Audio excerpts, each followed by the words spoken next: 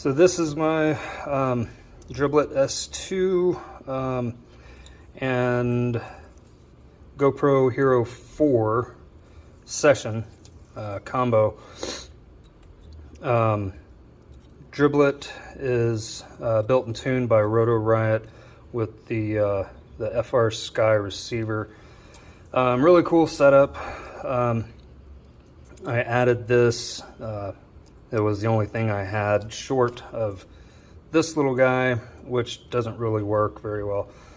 I might make another video once I get this figured out how to work it, because it's just these two buttons with a LED indicator. I don't really know how that works, but yeah, maybe I'll make a video with that one day. But this is what I got right now. But yeah, this is all I had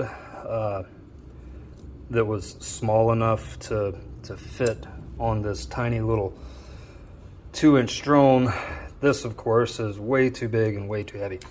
This is too heavy as well, technically.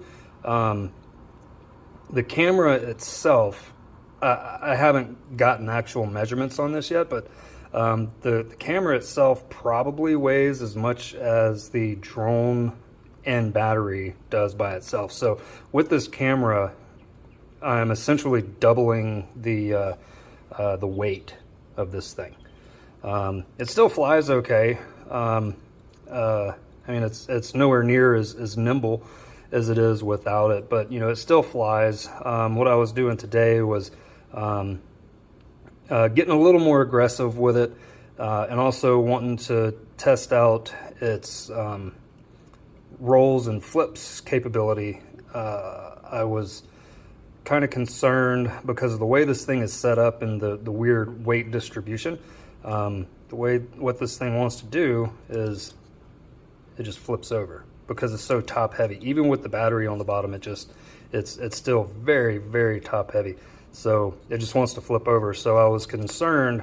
I was worried that if it's upside down, it's not going to want to come back up. But it did pretty good.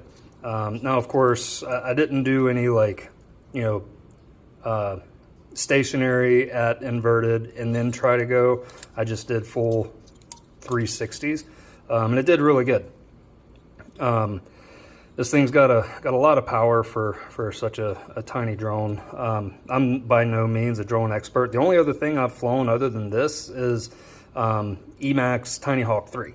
So that kind of explains why I'm still using this little tiny guy of a drone. But yeah, from what little I do know, it's a great little quad, and with the camera on it, it still flies pretty good. It's like I said, it's not as nimble, and it flies much more like a rock. It's probably better for cinematic type stuff and not quite as freestyle, but I mean, it works.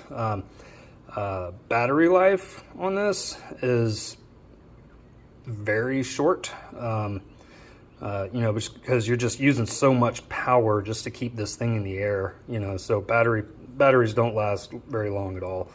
So eventually I'm going to figure something else out than this. Pretty cool how I've got this mounted.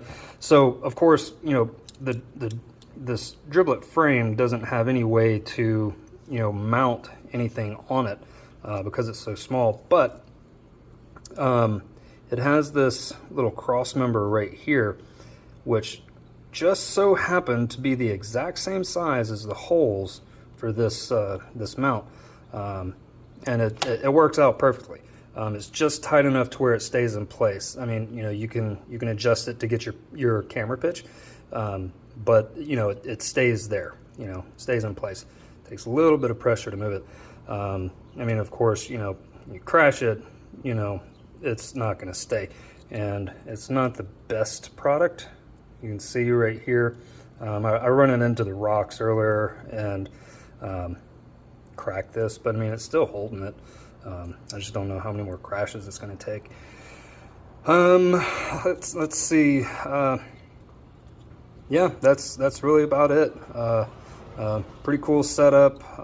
Definitely not something that I want to use long term, but for the time being, it works. So yeah, let's check it out.